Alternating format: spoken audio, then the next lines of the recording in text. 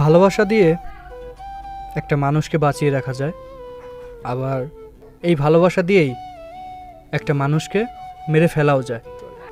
ভালোবাসা দিয়ে একটা অগোছালো মানুষের জীবনটাকে গুছিয়ে দেওয়া যায়, একটা সাজানো গোছানো মানুষের জীবনটাকে এলোমেলো করে দেওয়া যায়।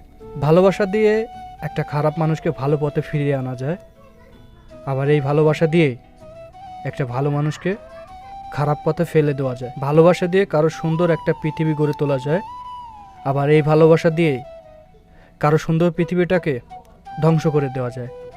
ভালোবাসা দিয়ে কারো চোখের অশ্রুটাকে মুছে তার মুখে হাসি ফুটিয়ে তোলা যায়, আবার এই ভালোবাসা দিয়েই কারো মুখের হাসিটাকে বন্ধ করে দেওয়া যায়। ভালোবাসা দিয়ে তার পাশে সারা জীবন থেকে তাকে সুখী করা যায়, আবার এই ভালোবাসা দিয়েই কাউকে না পাওয়ার তীব্র যন্ত্রণায় সারা জীবনের জন্য কাঁদিয়ে দিয়ে যাওয়া যায়। ভালোবাসা পেয়ে কেউ পৃথিবী ভুলে যায়, আবার কেউ এই ভালোবাসার জন্যই পৃথিবী ছেড়েই চলে যায়।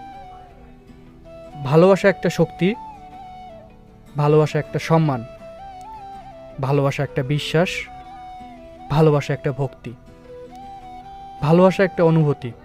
এখন আপনার জীবনে ভালোবাসা কেমন, এটা নির্ভর করে আপনার ওপর। আপনি ভালোবাসাকে কিভাবে দেখছেন?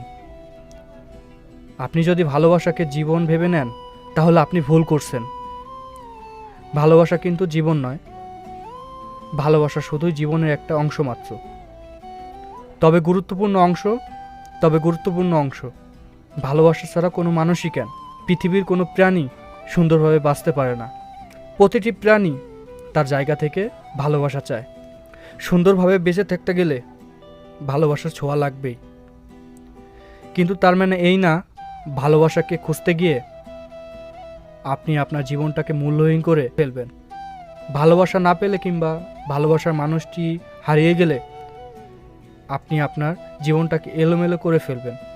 কারণ পৃথিবীতে সব কিছুর আগেই আপনার জীবনের মূল্য, আপনার মূল্য। নিজেকে মূল্যহীন করে কখনো সুন্দর একটা জীবন গড়ে তোলা যায় না।